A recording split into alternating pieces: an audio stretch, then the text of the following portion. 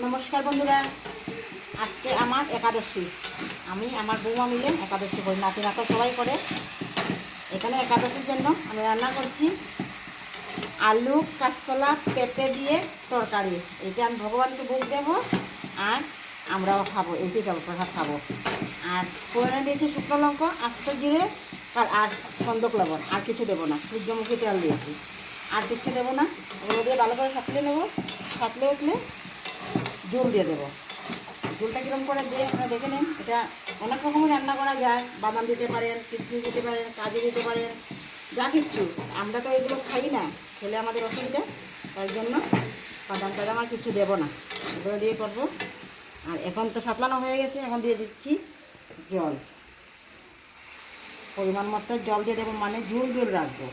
উপাস তো ঝোলটা খেলে ভগবানেরও ভালো লাগবে, আমাদেরও ভালো লাগবে। তাই ভগবান আগে খাবে, তারপর আমরা প্রসাদ নেব। এই যে ঝোল, এটা এরকম হলুদ দেওয়া যাবে না, কেন গুঁড়ো হলুদ দিতে নেই। কাঁচা হলদে দেওয়ার মতো পাটা নেই, বেটে দেবো যে, তার জন্য হলুদ ছাড়া। শিলনোড়া নেই আমাদের, শিলনোড়াটা নিরামিষ না, এটা মাছের ঘরের, তো এটা আমি বাড়তে পারবো না। তাই এই যে, আর বাকিটা একটু পরে ভিডিও করবো। এখানে আমাদের আছে রাধাকৃষ্ণ, এরপরে এখানে আছে নারায়ণ। ঠিক আছে, দেখো এই যে এখানে আছে রাধাকৃষ্ণ, এখানে আছে মা বিপত্নী সিং ঠাকুর, এখানে আরেকটি রাধাকৃষ্ণ, আর এখানে আছে নারায়ণ আর লক্ষ্মী এখানে, আর এখানে আমাদের গোপালকে এখানে আসনে রাখা হবে। পুরো অরেঞ্জ অরেঞ্জ মিলে গেছে সব, সেম সেম। এই যে এখন নিত্য পূজাটা দেওয়া হচ্ছে, এরপরে মানে সেমই পুজোটা হবে, জাস্ট এখানে প্রসাদ দেওয়া হবে, চিড়ে চাল দিয়ে পুজোটা। হ্যাঁ, এইগুলা না দিয়ে মানে শুধু সবজি দিয়ে প্রসাদ দেওয়া হবে। এখানে চন্দন বাটা হচ্ছে, দেখো এখন তুলসী পত্র মানে লাগানো হচ্ছে, এখন ঠাকুরের চরণে চরণে দেওয়া হবে।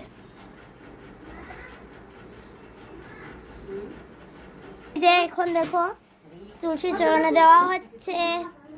এই যে হরে কৃষ্ণ হরে কৃষ্ণ কৃষ্ণ কৃষ্ণ হরে রাম হরে রাম রাম রাম হরে কৃষ্ণ হরে কৃষ্ণ কৃষ্ণ কৃষ্ণ হরে রাম হরে রাম রাম হরে কৃষ্ণ হরে কৃষ্ণ কৃষ্ণ কৃষ্ণ হরে রাম হরে রাম রাম রাম হরে কৃষ্ণ হরে কৃষ্ণ কৃষ্ণ কৃষ্ণ হরে রাম হরে। তোমাদেরকে একটা গুরুত্বপূর্ণ কথা বলি, ওই যে মিডিল দেখে এখানে কিন্তু 3টে তুলসী দিতে হয়। এখানে তো কৃষ্ণের শুনেছি 3টা চরণ, তাই জন্য 3টা চরণে 3টে তুলসী পাতা। হ্যাঁ, জানি না গ্রন্থ যা বলে তাই তো করি আমরা। যে দেখো তুলসী পাতা কিছুই জানি না। এখন একটু কম হয়েছে, দিয়ে দেবো। হরে কৃষ্ণ কৃষ্ণ কৃষ্ণ হরে এইখন দেখো গোপালকে দেওয়া হচ্ছে। হরে কৃষ্ণ কৃষ্ণ কৃষ্ণ হরে হরে রাম হরে রাম রাম রাম হরে কৃষ্ণ কৃষ্ণ কৃষ্ণ হরে হরে রাম হরে রাম রাম রাম হরে হরে কৃষ্ণ কৃষ্ণ কৃষ্ণ হরে হরে রাম হরে রাম রাম রাম হরে হরে কৃষ্ণ। পুরো মানে প্রথম থেকে তোমরা ভিডিওটা দেখতে থাকো লাস্ট পর্যন্ত, খুব ভালো লাগবে ভিডিওটা আশা করি। এখন গোপালদেরকে টিপ পরানো হয়েছে। হরে কৃষ্ণ কৃষ্ণ কৃষ্ণ হরে হরে রাম রাম রাম হরে।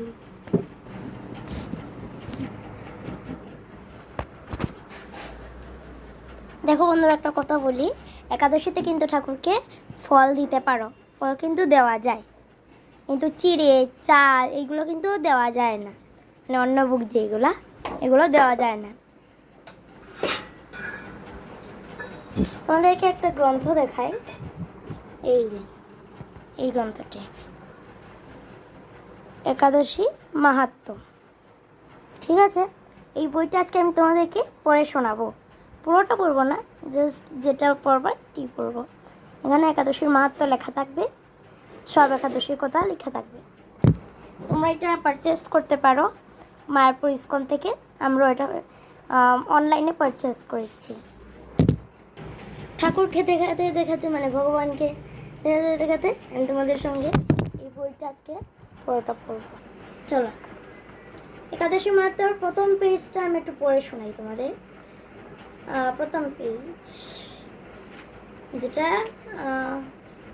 ভদ্র একাদশী ব্রত মাহাত্ম্য। ভদ্রশীলের কাহিনী। পুরাকালে গালব নামে এক মহান মুনি নম্রতা নদীর তীরে বাস করতেন। তার ভদ্রশীল নামে এক বিষ্ণুভক্ত পুত্র ছিল। সে ছোটবেলা থেকে বিষ্ণু মূর্তি বানিয়ে পূজা করত। বালক হয়েও লোককে বিষ্ণু পূজার উপদেশ ও একাদশী পালন করতে নির্দেশ দিত, নিজেও পালন করত। পিতা একদিন জিজ্ঞাসা করেন, আচ্ছা ভদ্রশীল, তুমি অতি ভাগ্যবান, তুমি বলো তো, রোজ শ্রীহরির পূজা করা, একাদশী তিথি পালন করা, এইরূপ ভক্তি কিভাবে তোমার উদয় হলো? উত্তরে ভদ্রশীল বলতে লাগলো, বাবা, আমি পূর্বজন্মের কথা ভুলিনি। আগের জন্মে জমপুরীতে গিয়েছিলাম। সেখানে যমরাজ আমাকে এই বিষয়ে উপদেশ করেছে।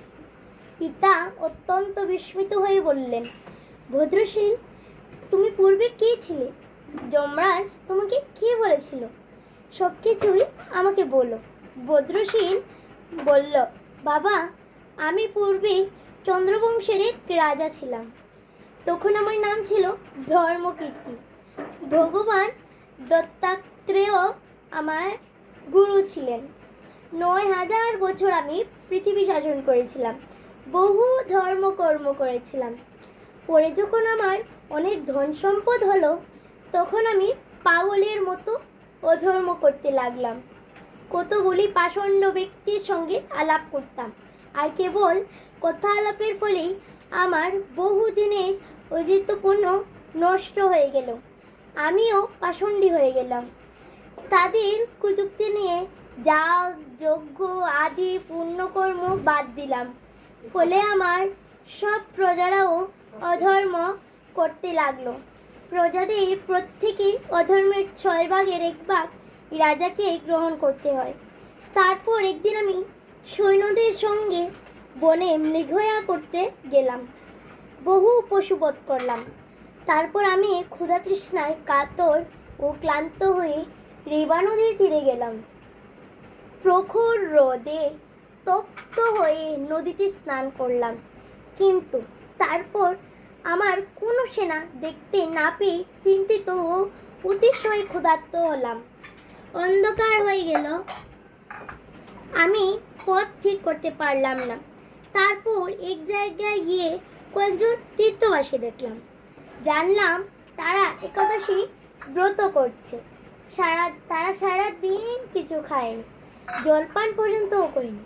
আমি তাদের সঙ্গে পড়ে রাত্রে জাগরণ করলাম, কিন্তু ক্লান্তি, ক্ষুধা, পিপাসায় কাতর হয়ে রাত্রি জাগরণের পর আমার মৃত্যু হলো।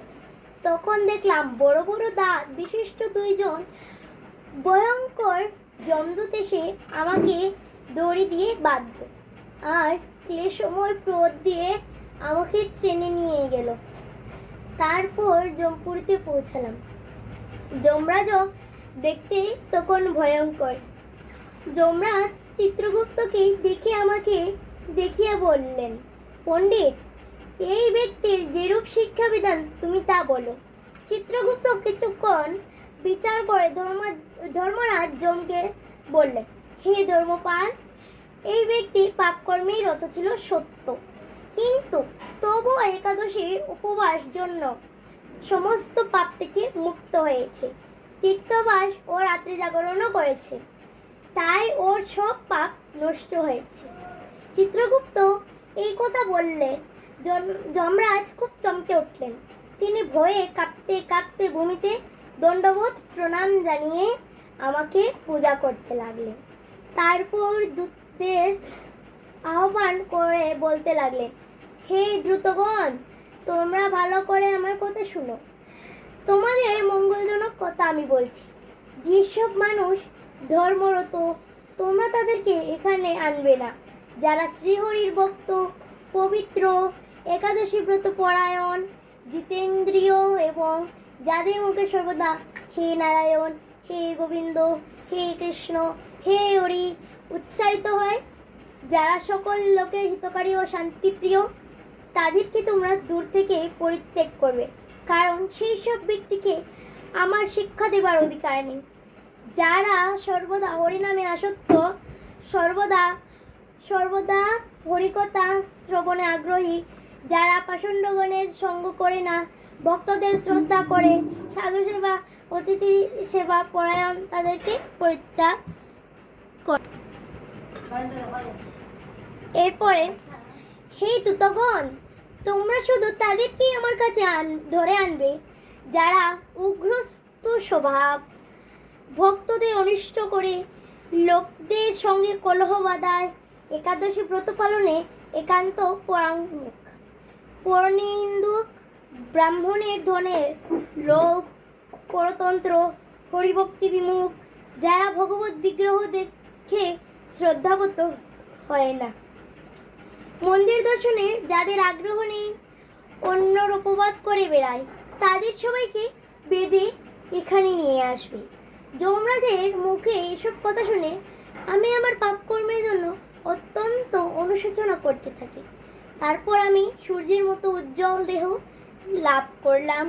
একটি দিব্য বিমানে চড়িয়ে আমাকে যমরাজ দিব্যলোকে পাঠিয়ে দিলেন।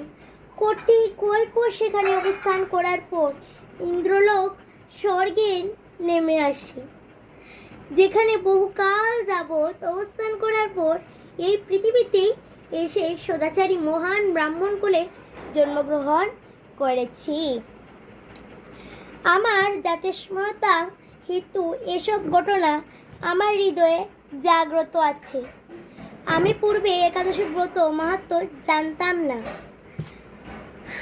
অনিচ্ছাকৃতভাবে যখন একাদশী পালনে এত ফল লাভ করেছি, তাহলে ভক্তি সহকারে একাদশী ব্রত উপবাস করলে কি প্রকার ফল লাভ হয় তা জানি না। তাই বৈকুণ্ঠ ধামে ফিরে যাওয়ার ইচ্ছায় আমি পবিত্র একাদশী ব্রত ও প্রতিদিন বিষ্ণু পূজা করব এবং অন্যদের এসব পালন করতে উৎসাহী করব। পুত্রের কথা শুনে গালব মুনি অতি সন্তুষ্ট হয়ে ভাবলেন, আমার বংশে পরম বিষ্ণু ভক্তের জন্ম হয়েছে, তাই আমার জন্ম সফল, আমার বংশ পবিত্র হলো। বন্ধুরা বলবে কেমন লেগেছে। আমি কিন্তু এখন আরেকটা অধ্যায় তোমরা যদি বলো আমি তোমাদেরকে পড়ে শোনাবো। আমি একটু জল খেয়ে আসি। কঠিরোধ ও সুপ্রঘার কাহিনী।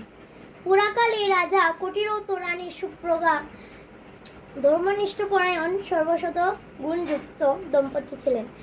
এই কাহিনীটি আমি তোমাদের, যদি তোমরা অনুমতি দাও, আমি পরের একাদশীতে আমি ভিডিও করে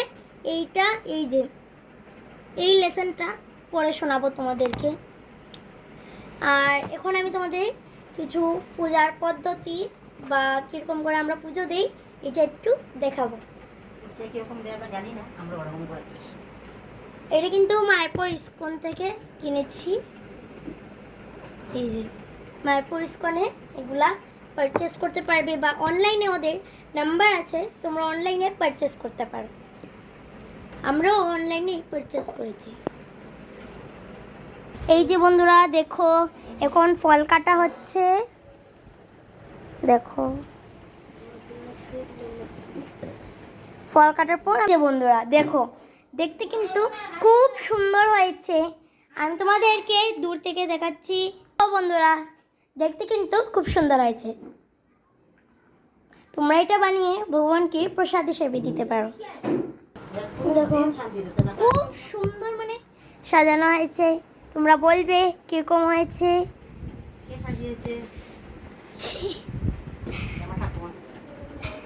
এই যে